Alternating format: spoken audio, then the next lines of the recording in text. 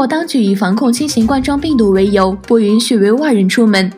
社交媒体上发布的一段视频显示，东突厥斯坦人们既不出门，又没有得到足够的食物。这位维吾尔人家里有3个人饿着，没东西吃了，快不行了。他求着吼前面的警官说：“我该怎么办？你要我自杀吗？家里3个人饿着，饿得不行了。”这段视频被认为是在伊宁拍摄。此前有报道称，伊宁被封城，当局不让居民出门，也不给他们提供足够的粮食。观察者认为，这样的防控措施将导致更糟糕的结果。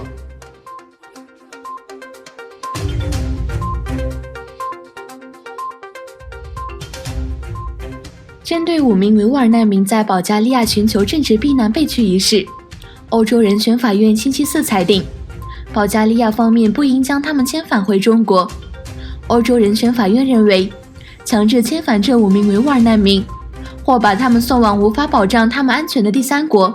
是侵犯人权之举，同时也将他们置于酷刑和非人道待遇之中。上述的维吾尔难民2017年7月从土耳其越境进入保加利亚时，被该国警察逮捕拘留，最初的避难申请也被保加利亚移民局拒绝。欧洲人权法院在裁定中援引5人表示，若返回中国，他们将面临迫害、虐待和任意拘押，甚至被处决的可能。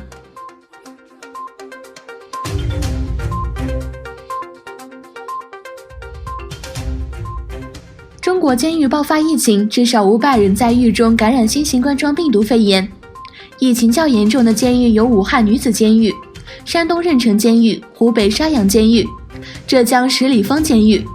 其中，武汉女子监狱确诊230例，山东任城监狱确诊200例，浙江省十里峰监狱确诊34例。中国国家卫生健康委员会周五公告，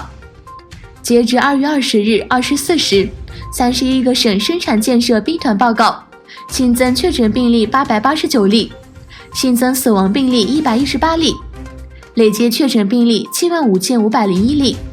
另一方面，四川省卫生健康委员会证实，四川成都望江景苑一名新型冠状肺炎确诊患者治愈出院后，回家隔离的第10天，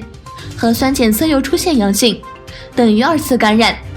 同样，海外维吾尔族侨民也在警惕新型冠状病毒在东突厥斯坦集中营大规模感染的风险。非政府组织和专家说，该地区拘留了成千上万的穆斯林人。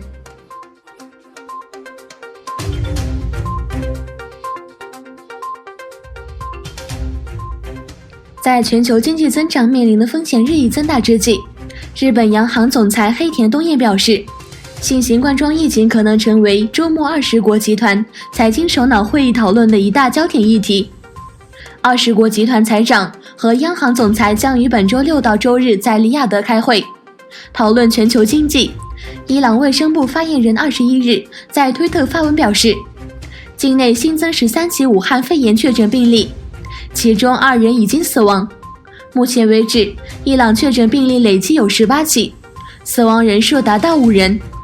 另一方面，黎巴嫩首都贝鲁特一家医院星期五证实，黎巴嫩出现第1起新型冠状病毒确诊病例，这名女性病人是从伊朗抵达黎巴嫩后被确诊的。美国疾控中心21日在发布会上宣布，美国新增21例感染新型冠状肺炎确诊病例，累计34例。意大利北部的新型冠状病毒疫情恶化，当局周五宣布，北部地区新增16宗新型冠状病毒肺炎感染病例。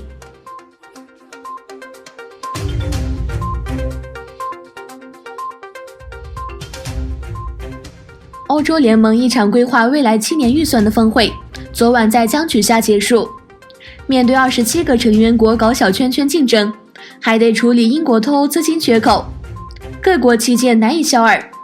要求召开这次峰会的欧洲理事会主席米歇尔与欧盟委员会主席冯德莱恩出席另一场简报会时指出，不幸的是，我们观察到这是不可能去达成一个协议，我们需要更多时间。此外，德国比较关心气候变化方面的预算，法国则希望为联合防御投入更多资金。一些较为贫困的成员国则希望欧盟能够继续提供慷慨的补贴。英国脱欧使欧盟陷入预算困境，一些欧盟成员国拒绝出资，来填补英国脱欧留下的预算黑洞。